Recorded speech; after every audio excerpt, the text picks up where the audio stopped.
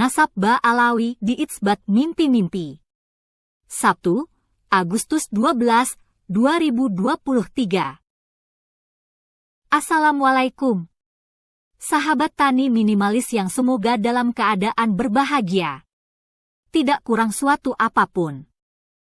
Ketemu lagi dengan Talita.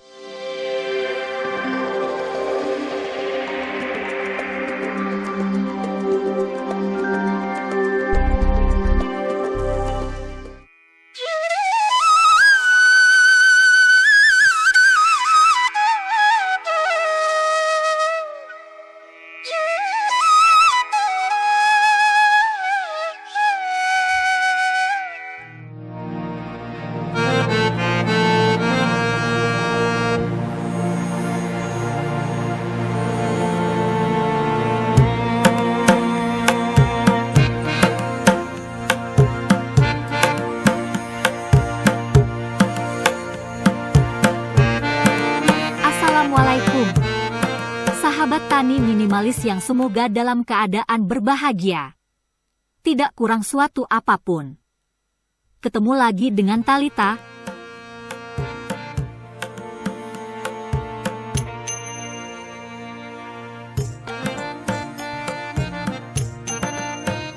Nasab Ba'alawi di Itsbat Mimpi-Mimpi. Sabtu, Agustus 12, 2023.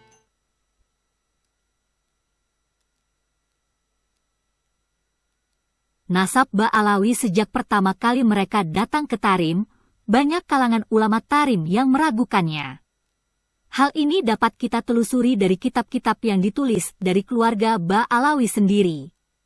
Di mana banyak kita jumpai dari kitab-kitab mereka, narasi apologetik akan keabsahan nasab mereka, dan menempatkan pengakuan itu sebagai hal yang amat penting.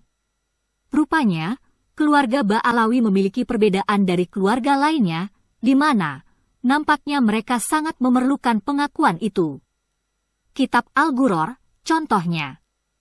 Kitab karya seorang Ba'alawi yang bernama Muhammad bin Ali bin Alawi Hirit, W. 960H, ini, mengisahkan kisah-kisah tentang bagaimana orang-orang Tarim di abad ke-6 Hijriah meragukan nasab Ba'alawi. Lalu salah seorang di antara Ba'alawi, yang bernama Ali datang ke Bashrah untuk meminta itsbat akan kesaidan mereka. Lalu diceritakan dalam kitab tersebut, bahwa nasab mereka kemudian diitsbat oleh para imam dan para kodi. Lihat Al-Ghuror halaman 112. Yang sedikit menggelitik dari kisah itu adalah, bukankah Ahmad bin Isa berasal dari Bashrah? Dan bukankah disebut dalam literasi Ba'alawi, bahwa 3 anak Ahmad yaitu Muhammad, Ali dan Husain ditinggalkan di Bashrah? Seharusnya, sebelum mendatangi kodi, ia mendatangi keturunan Ahmad bin Isa yang tinggal di sana. Jelas cerita itu meragukan, dan hari ini kita dapat memastikan bahwa Ali yang diutus keluarga Ba'alawi itu, jika benar ia datang ke Bashrah, ia tidak bertemu dengan keturunan Ahmad bin Isa, karena jika ia bertemu keturunan Ahmad bin Isa, ia akan mendapatkan catatan-catatan banyak sekali tentang nama-nama keturunan Ahmad bin Isa yang hari itu, abad ke-6, mungkin sudah ratusan bahkan ribuan orang.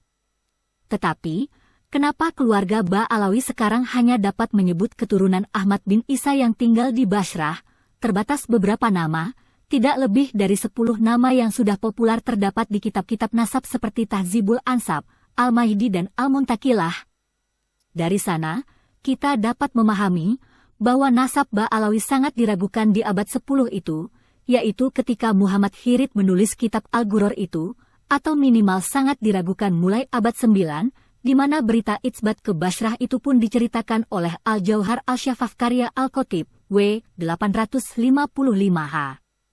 Sebagaimana diketahui, bahwa konstruksi nasab Ba'alawi dibangun di abad 9 oleh usaha 2 serangkai Al-Khatib dan Ali Al-Sakran, namun penulis hanya menjadikan Al-Sakran sebagai tokoh awal penyebut nasab Ba'alawi, dikarenakan kitab Al-Jauhar Al-Syafaf sampai saat ini masih berupa manuskrip aneh, yang kalangan Ba'alawi sendiri sepertinya tidak berani mencetaknya.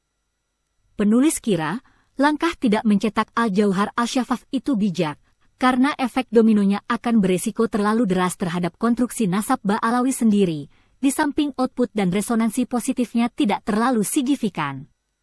Selain kisah isbat ke Bashrah yang menggelitik itu, Al-Ghuror juga menyajikan kisah apologetik nasab Ba'alawi berupa kisah-kisah mistik, mimpi dan hurafat, dongeng-dongeng yang tidak dapat dikonfirmasi ilmu pengetahuan. Di antaranya diceritakan di kitab tersebut, bahwa sekelompok Ba'alawi sedang berjalan menuju suatu tempat, lalu bertemu dengan seorang laki-laki dari Dawan, lalu keluarga Ba'alawi bertanya tentang nasabnya, lalu laki-laki itu berkata, "Aku semalam bermimpi bertemu Siti Fatimah Az-Zahro," lalu ia berkata, "Besok engkau akan bertemu dengan 2 anakku." Lihat kitab Al-Ghuror halaman 115. Dari cerita itu, pengarang kitab Al-Ghuror ingin mengatakan bahwa nasab Ba'alawi sah, karena telah diitsbat oleh Siti Fatimah di dalam mimpi seseorang. Yang menggelitik lagi, seseorang yang bermimpi itu tidak disebutkan siapa. Juga tidak disebutkan keluarga Ba'alawi yang bertemu dengannya itu siapa.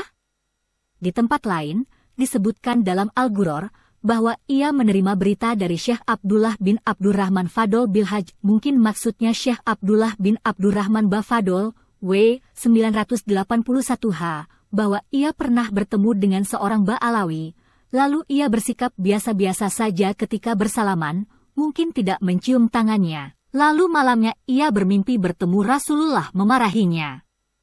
Lihat Al-Ghuror halaman 115.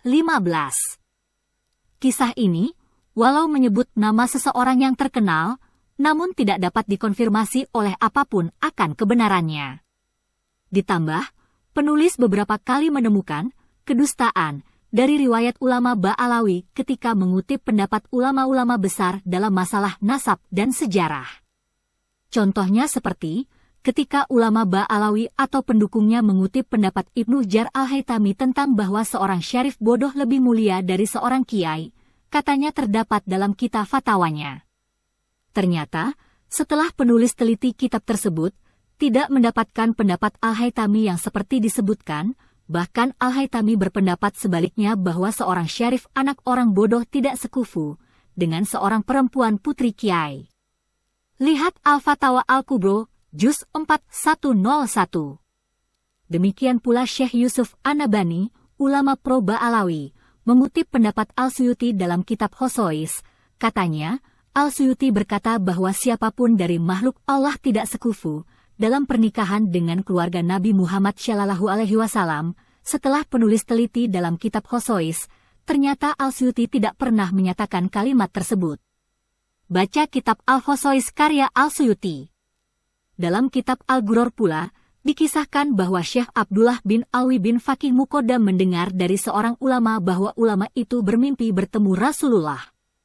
Dalam mimpinya itu, Rasulullah berdiri di tempat yang tinggi lalu berkata kepada penduduk kampung, mungkin maksudnya Tarim, "Hai ahli kampung ini, bahwa di antara kalian ada titipan, keluarga Ba'alawi, siapa yang membencinya maka ia membenciku, siapa yang membuatnya senang maka ia membuatku senang." Lihat Al-Ghuror halaman 108. Sekilas, kisah itu mirip dengan kisah tentang ulama Madura yang diriwayatkan bermimpi bertemu Rasulullah. Di dalam mimpi itu Rasulullah memerintahkannya untuk taat kepada Habib Rizik. Setelah dikonfirmasi, ulama Madura ini membantah bahwa dirinya bermimpi seperti itu. Kisah-kisah hurafat semacam itu sangat banyak, dapat dibaca di literasi ulama Ba'alawi seperti kitab Al-Jauhar Al-Syafaf, Al-Burqoh Al-Mushikoh, Al-Masyrah, Arawi, Tasbitul Fuad DSB. Penulis, Imaduddin Usman Al-Bantani. Terima kasih ya sahabat tani minimalis yang tadi sudah menonton video ini.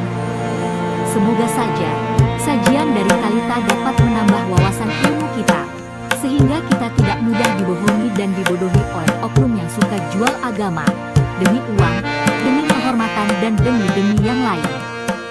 Padahal setahu kita berdasarkan tuntunan para ulama pewaris Nabi, semua apa yang kita lakukan, baik ucapan, tindakan dan perbuatan, semata-mata lillahi ta'ala, karena Allah semata.